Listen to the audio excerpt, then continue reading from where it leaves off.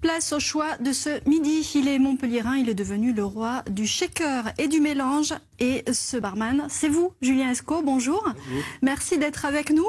On va revoir quelques images de votre sacre quand vous êtes devenu champion du monde. C'était à Cuba au mois de juin dernier.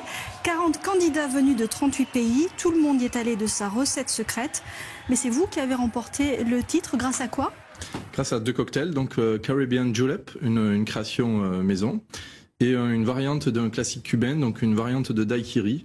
Les deux cocktails jouaient sur les épices, beaucoup de fraîcheur d'épices. Et c'était ça qui a fait la différence? Ça fait partie, donc vraiment c'est le plus important, le cocktail. Le visuel, l'aromatique, le gustatif, mais aussi la prestation technique, la présence, voilà, l'humour, un peu... Mais qu'est-ce qu'il faut faire, par exemple, dans ce concours? Je sais pas, faut jongler avec les bouteilles, comme on le voit dans les films? Pas du tout, non, il faut plutôt jongler avec les saveurs. Donc, en fait, il fallait faire deux cocktails, donc ceux dont je vous ai parlé. Il y avait une épreuve aussi de boîte mystère, avec des ingrédients qu'on découvrait sur le moment, et il fallait créer un cocktail. Et ensuite, il y avait une belle épreuve qui était, il fallait passer 2 heures derrière un grand bar cubain, avec 200 personnes potentiellement clients.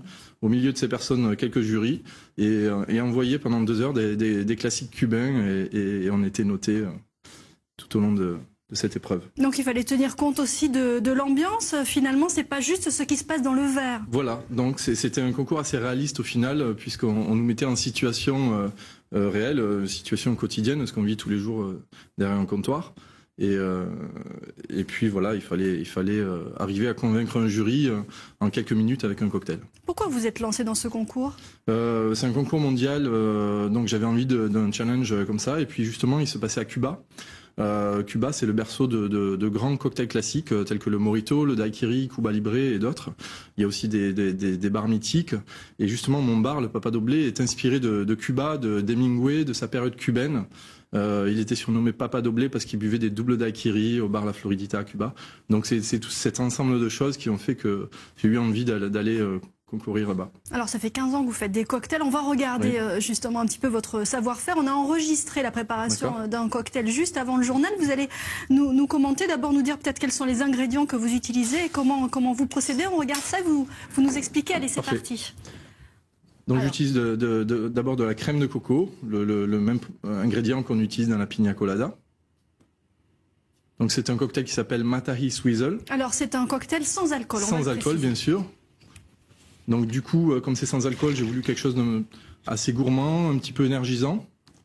Donc là, c'est une préparation maison à base de coriandre et citronnelle fraîche, un petit peu de sucre, du jus de citron vert fraîchement pressé. Pour l'instant, c'est assez simple. Hein. J'espère que tout le monde note les ingrédients en même temps. On voit que c'est...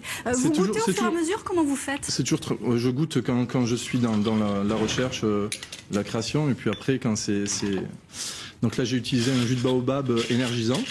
Et puis la technique du swizzle, donc, qui vient des Antilles.